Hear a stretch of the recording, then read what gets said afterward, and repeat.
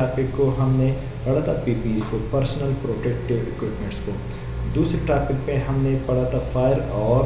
مختلف قسم کے فائرس کو، اور پھر فائر ایکسٹنگوشر جو 4 ٹائپس آف فائر ایکسٹنگوشر ہے اس کو استعمال کرنے کا طریقہ جانا تھا، اور مختلف فائرس کو کنٹرول کرنے کا طریقہ ہم نے جانا تھا. اس لیکچر میں جو ہمارا یہ 3 نمبر لیکچر 3 نمبر ٹاپک ہے، چیپٹر نمبر 3 کے ٹاپک نمبر چیپٹر نمبر 2 کے ٹاپک نمبر 3 چیپٹر نمبر 2 ہے، اور ٹاپک نمبر 3 ہے وہ ہے میٹیریل ہینڈلنگ کے حوالے سے کہ میٹیریل کو کس طرح ہینڈل کیا جائے. ایوشن میں ہم نے پڑھا تھا کہ ایک چیز ایسی ہے کہ بہت زیادہ بھاری ہے تو آپ نے اس چیز کو کم کر کے آپ نے لے جانا ہے، کیونکہ مثال کے طور پر ایک پیپر کا ایک کارٹن ہے، تو اگر پورا کارٹن ہم نہیں لے جا سکتے کہ اس کے ساتھ ہمارے بیک پین، ہمارے لیمب انجری، ہمارے مسل انجری، مختلف قسم کی چیزیں یہ آ سکتی ہے، تو اس کو کنٹرول کرنے کے لیے یہ طریقہ کار ہے کہ اس کو پارٹس میں ڈیوائڈ کیا جائے اور اس کا ایک ایک کرم لے جائے، تاکہ آپ کو پھر مشکلات نہ ہو کسی چیز کو اٹھانے میں. کیونکہ آپ کو پتہ ہوگا کہ بھاری چیز کے اٹھانے سے آپ کی لیگ انجری، آپ کی ہینڈ انجری، آپ کی پین انجری، مختلف قسم کی انجری سے آپ اس کا سامنا کر سکتے ہیں. تو کہتے ہیں کہ جو ہمارے پاس چیزیں اٹھانے کے لیے مختلف مشین استعمال ہوتی ہے، فورک لفٹ، کرین، ریگنگ، یہ مختلف جو میٹیریلز ہے ہم اس کو آگے سلائڈز میں پڑھیں گے بھی. تو اس کے ساتھ میٹیریل ہینڈلنگ، اگر ہم کوئی چیز اٹھاتے ہیں اور اس کو ہینڈل کرتے ہیں تو اس کے ساتھ کون کون سے خطرات لاحق ہو سکتے ہیں. improper manual lifting or carrying loads that are too large or heavy. اگر بہت زیادہ ہیوی اور لارج چیزوں کو ہم اٹھاتے ہیں تو اگر امپراپر لفٹنگ اس کا کیا جائے تو وہ چیزیں گر سکتی ہے، وہ چیزیں خراب بھی ہو سکتی ہیں. being struck by materials or being caught in pinch points. وہ پنچ پوائنٹ مطلب وہ جگہ جہاں پہ ایک چیز دوسری چیز کے ساتھ موونگ کرتی ہے، اس پہ ہم پھنس سکتے ہیں اگر کوئی بھاری چیز اٹھاتے ہیں اور اس کے موونگ پارٹس کے درمیان کوئی امپلائی، کوئی ہیومن آ سکتا ہے. Crush by machine, falling material, improperly store material. اگر ہم جو لیفٹ ہے، جو کرین ہے، اگر اس میں میٹیریل صحیح طریقے سے نہ رکھ لے تو بھی یہ کسی حادثے کا سبب بن سکتا ہے. کوئی چیز گر سکتی ہے، اس میں کوئی ڈیلیکیٹ، کوئی سینسٹیو چیز ہوتے ہیں کہ وہ گر کے ٹوٹ سکتی ہے، وہ چیز کسی ہیومن پہ گر سکتی ہے، کوئی امپلائی کا اس کا شکار ہو سکتا ہے. انکریکٹلی کٹنگ ٹائز اور اسکریونگ ڈیوائسز. ایسے ہے کہ جو اسکریونگ ڈیوائسز ہے جس کو ہم موو کر کے اوپر لے جاتے ہیں اور اس کو ہینڈل کو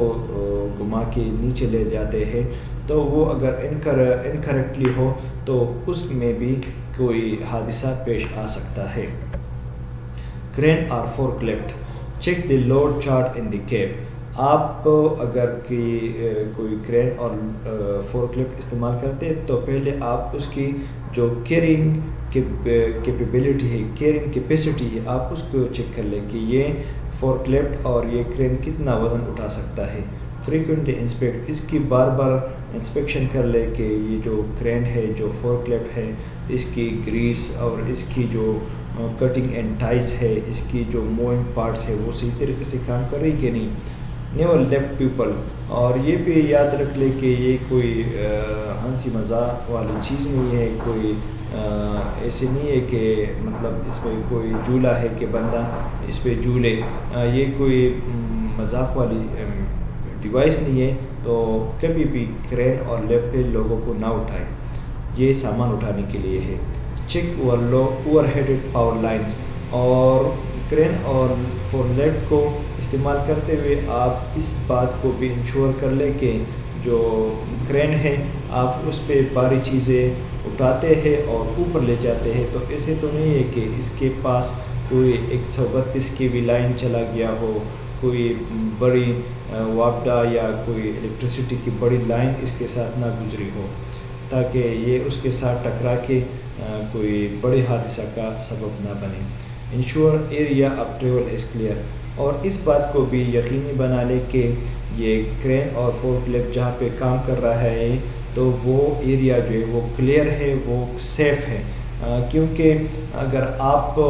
کرین کو اسی جگہ پہ کھڑا کر دیتے ہیں کہ وہ جگہ نیچے سے وہ ہل رہی ہے، وہ سائل کمزور ہے اور اس پہ یہ کرین کے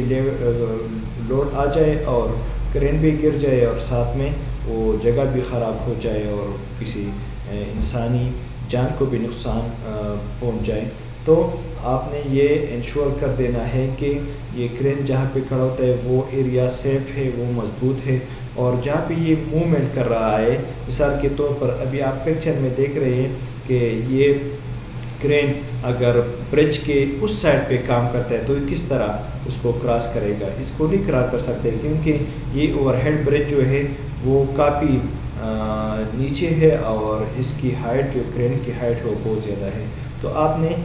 اس بات کو بھی یقینی بنانا ہے کہ یہ جگہ پہ یہ جہاں پہ موومنٹ کر رہا ہے تو وہ جگہ سیف ہو کے یہ آسانی سے کرین اور جو فورک لفٹ ہے وہ اپنا کام آسانی سے اور سیفلی طریقے سے کر سکے۔ That is all about the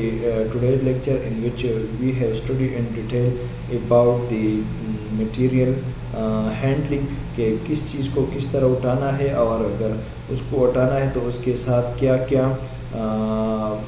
حادثات پیش آ سکتے ہیں اور اس حادثات سے بچنے کے لیے ہمارے پاس کیا کیا ترکیبیں ہیں، اس کے لیے کیا کیا طریقہ کار ہے۔ امید ہے یہ لیکچر آپ کو پسند بھی آیا ہوگا اور اس سے آپ نے کافی چیز لرن بھی کی ہوگی۔